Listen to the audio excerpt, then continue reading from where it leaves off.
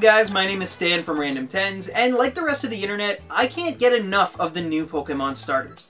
For the moment, I'm personally on Team Rowlet, but frankly, all three of these new Pokemon are great additions to any team, and I swear that every time I see a new piece of gorgeous fan art, my hype levels for Sun and Moon grow faster than a Magikarp at the Lake of Rage. But even though we now know the names and designs of our new starter friends, it seems that they've somehow become even more mysterious, with speculation running rampant as the excitement only grows. And so basically, I thought I'd make a video on some of the more intriguing and logical theories I've seen floating around, and put them into one place. Some of these theories are ones I've seen online, and some are of my own creation, but the important thing is to remember that none of this is confirmed. There's not going to be any fakemon or misleading information here. I'm simply taking what we know and building upon that in order to generate some predictions of what might happen. Also, even though this list is ranked, no one theory or prediction is better than the others because, again, this is all just speculation, and probably obvious speculation at that. So with that disclaimer out of the way, let's get into it. Here are 5 Sun and Moon starter Pokemon theories that could end up being true. Number 5. First up, we have a prediction centered around the sassiest of the new starters, Litten. Unlike Rowlet, this Fire Cat Pokemon is confirmed to be a pure fire type, but if design and speculation is anything to go by, it could be adding a secondary typing as soon as its next evolution. And whatever could that secondary typing be? At this point, I would say it's all but confirmed that Litten's final evolution will be a Fire-Dark hybrid, but here's a few solid reasons as to why I think it's almost guaranteed. First, Litten has the darkest design scheme of any starter, possibly ever. If someone had have shown me this black and red striped creature with no context whatsoever, I would have probably assumed that it was a dark fire type you find halfway through the game from aesthetics alone, almost like the Houndour of Gen 7. But the other strong reason many believe Litten's evolutionary line will turn to the dark side is because of the way Game Freak has been layering their starters lately. Only time will tell, of course, but of all of the theories in this video, this one seems by far the most plausible. Number 4.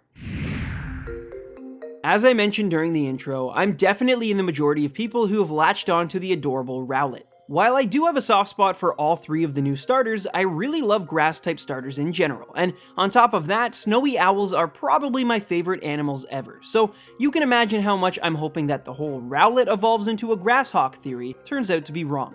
For some reason, a large chunk of the internet is convinced that Rowlet will end up becoming a powerful bird like a falcon or a hawk, and as much as I hate to admit it, they are probably right. Imagine a bigger, greener version of Talonflame mixed with a little Pidgeot, and that's probably what we'll end up with. So why then, despite hoping this prediction is wrong, do I think it will come to fruition?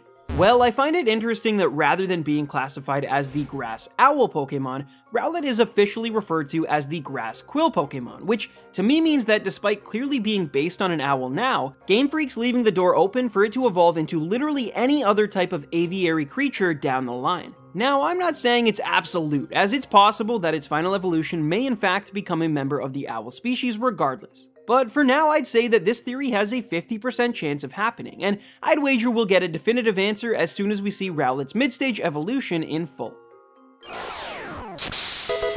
Number 3.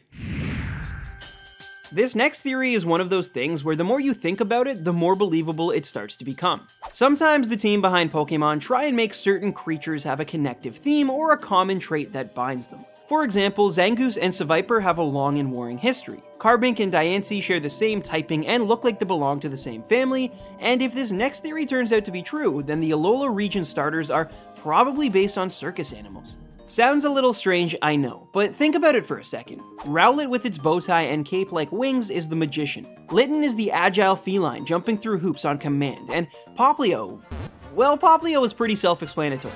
Am I reaching a bit? Well, admittedly yes, but when you consider that the Kalos starters all had design roots in traditional RPG classes, it starts to make sense that Game Freak would probably keep with tradition and give these brand new starters a defining theme all of their own. Just make sure not to get into the ring if you see Litten licking itself. Number 2. Speaking of Litten, this feline with attitude seems to be a lightning rod for fan speculation, as we once again have another theory on what will happen once it evolves. This one was actually sent to me on Twitter by a friend named Carter the Memer, but if you've been following Pokemon since at least Gen 3, then you've probably heard of it at some point or another. Basically, there's a persisting theory that every fire-type starter corresponds to one of the 12 animals from the Chinese zodiac. Now, some of these make sense, like Pignite, and some of them seem more absurd, like Delphox being a dog. But because of this long-standing myth, a vocal minority within the Pokemon community have all but committed to the idea that Litten's final evolution will be a tiger.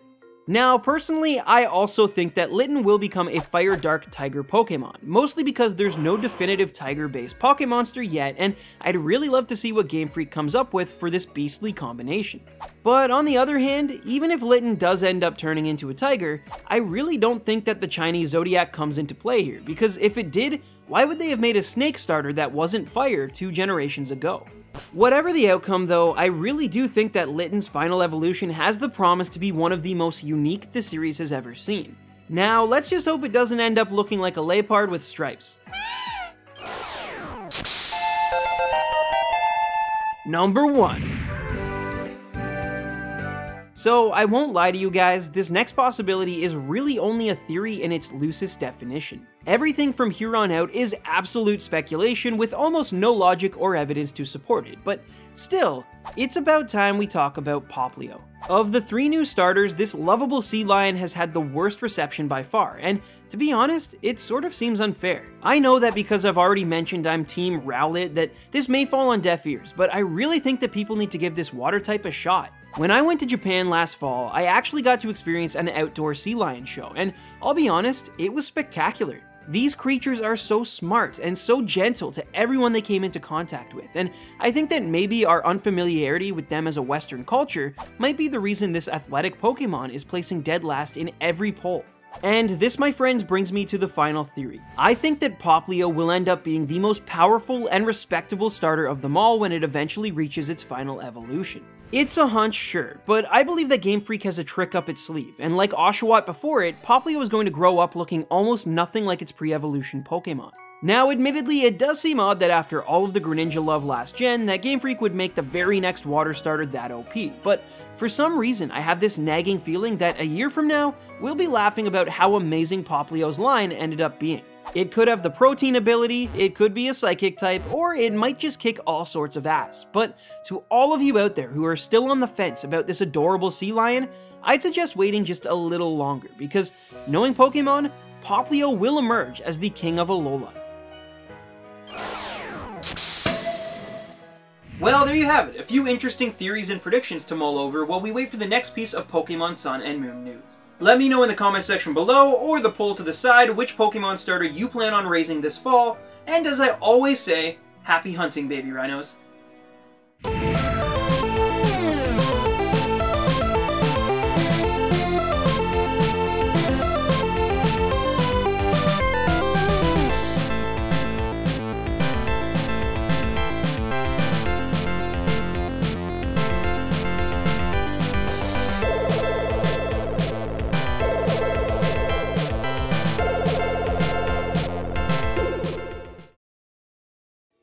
Hey guys, before I wrap this video up, there's one little thing I want to talk to you about now that Pokemonth is on the horizon.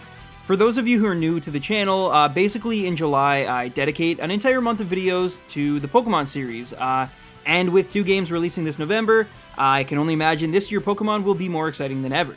Now, that doesn't mean you'll only be seeing countdown videos like this, so don't worry, there will still be videos on collectibles, reviews, and maybe even a few speculation videos, all with a Pokemon-inspired twist. The reason I'm bringing this up so early is because I'm starting my playthrough of Pokemon Emerald probably first week of June in order to get you guys the Generation 3 review for the finale of Pokemonth, and I want your guys' help.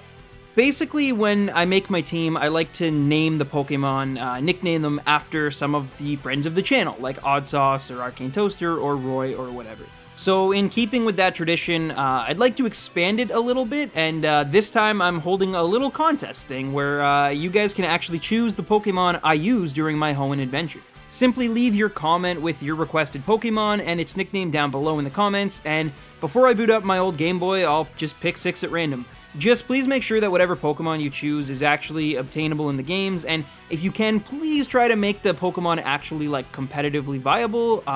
As much as I'd love to, you know, beat the game using nothing but a Magikarp, I do want to be able to beat the game, and beat it relatively quickly, because I have a lot of stuff going on this summer, so, yeah, that, like, just keep that in mind, please. But yeah, so you guys can effectively pick the team I use in the playthrough that you'll see in the review, and I guess that's all for now. Sorry to just ramble, but I'm really excited for this July, and I can't wait for you guys to have a bigger part in it. So thanks for watching this video. Follow us on Twitter at randomtens if you'd like to leave a suggestion there, or just have a question or anything. Yeah, just thank you so much for watching. I'll see you next week. Bye.